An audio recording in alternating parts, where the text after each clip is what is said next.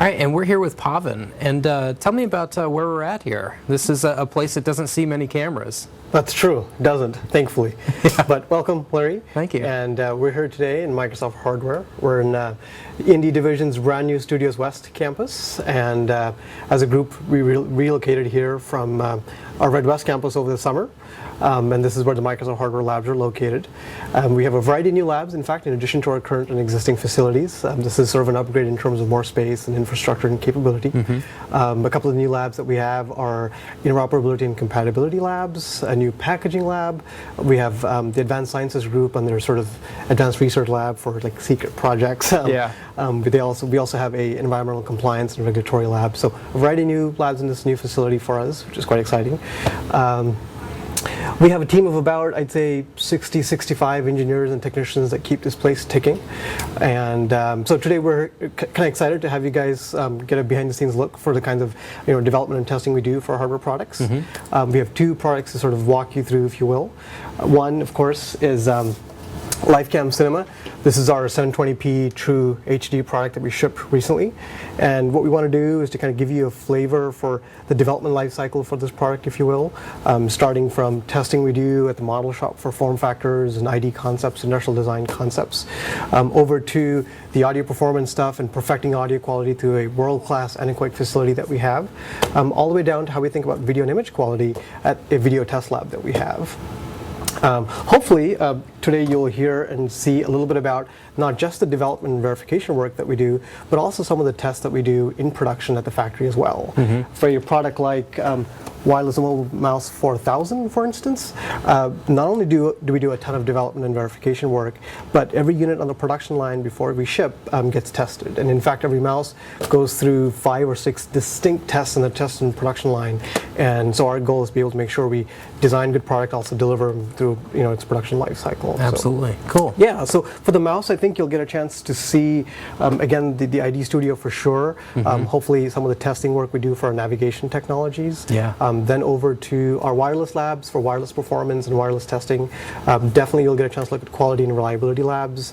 All the way down to, I think, how we paint colors and why that's important for a mouse like wireless mobile mouse 4000. Very cool. So thank you very much, and I hope you enjoy the tour. For sure, I'm hoping you'll come away with a renewed appreciation for the kind of work we do. Sort of your everyday mouse and keyboard and webcam.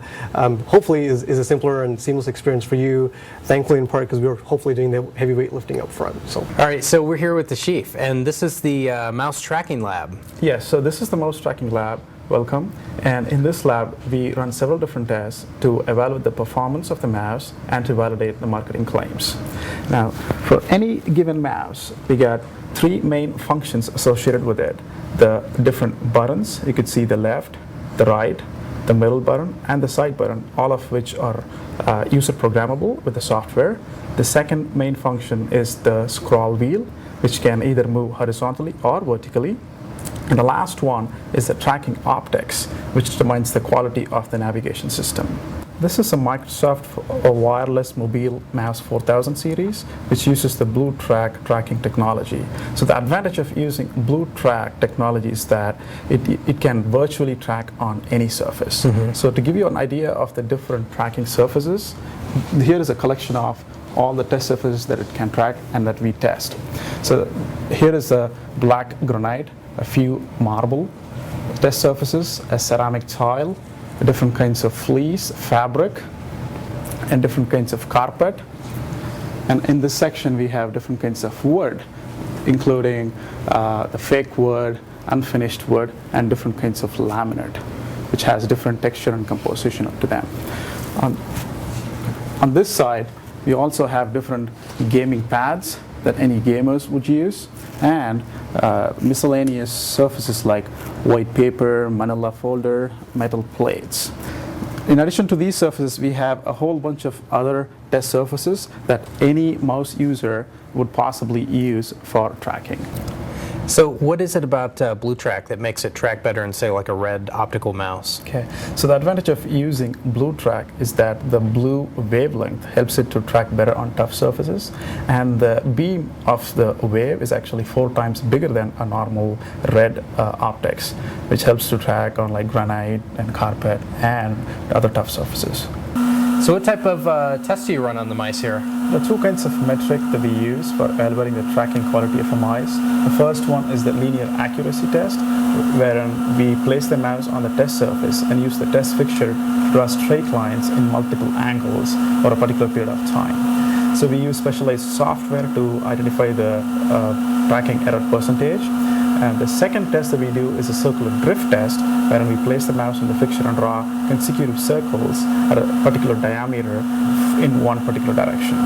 Now, again, we also use specialized software to identify the drift error percentage in this test. So this is a high-speed test station that we use to run the linear and the circular drift test here. You see that the mouse is held constant by the test fixture while the test surface is moved at a particular speed. Now we repeat this test with multiple DPIs, with multiple speeds, multiple directions, and multiple angles for the linear test. So this is the second test at a high speed. Now the surface is rotated about 80 inches per second, and we make sure that still the tracking accuracy is as we had with the previous run.